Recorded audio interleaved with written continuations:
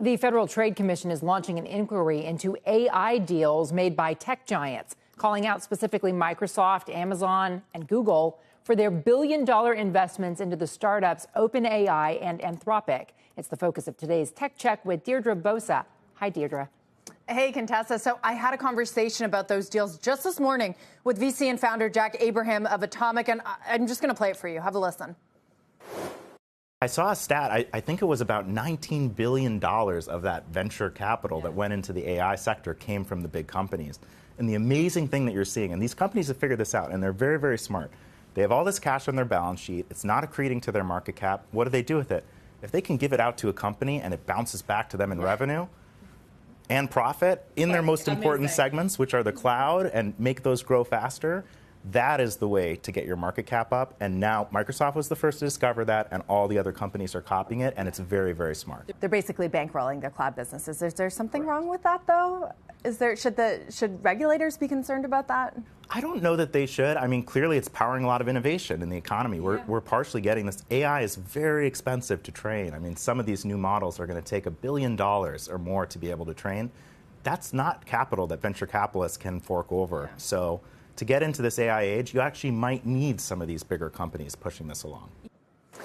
Contessa and Tyler, that is a very key point. To develop these large language models like OpenAI and Anthropic are doing, it requires so much capital and so much compute power, which the mega caps have. They're using it to their advantage, but it's also something I hear from a lot of startup founders here is that they just want to be able to use these models. They don't care how they're developed, and they certainly don't have the money to do it. So they're happy if the mega caps can. And guys, we did a whole deep dive on this during our Tech Check Weekly. You can find that at cnbc.com/TC Weekly. Mega caps, mega deals, how they're essentially bankrolling their own businesses.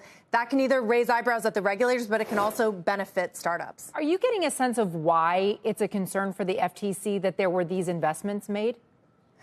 Because they basically go out the door from the mega caps. They go to an Anthropic or an OpenAI, and at the same time, these big deals, multi-billion-dollar deals, are signed that money will come back in. So an OpenAI needs compute power to then go away and build these large language models. That goes back to Microsoft. Microsoft gets billions of dollars back in the door. So they're saying there really could be antitrust issues here if you are creating a system that there is no competition for that cloud business.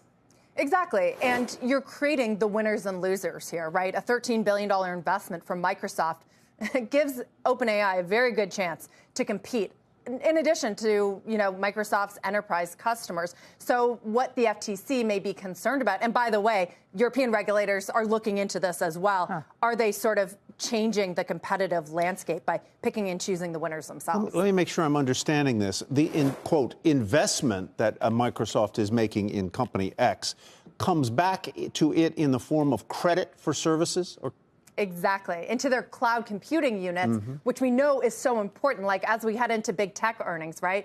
Investors, they want to know, has Amazon's AWS bottomed? It helps when Anthropic is, then spending money and, juicing revenue in that way. Of course, it's small enough to not make a huge difference. It's not going to change the trajectory yet of Amazon's AWS business. But again, it is this idea. And then they also get the upside if valuations continue to rise. There's a fair amount of mutual back scratching going on, it would seem, right? Yeah. Okay. Deirdre, thank you.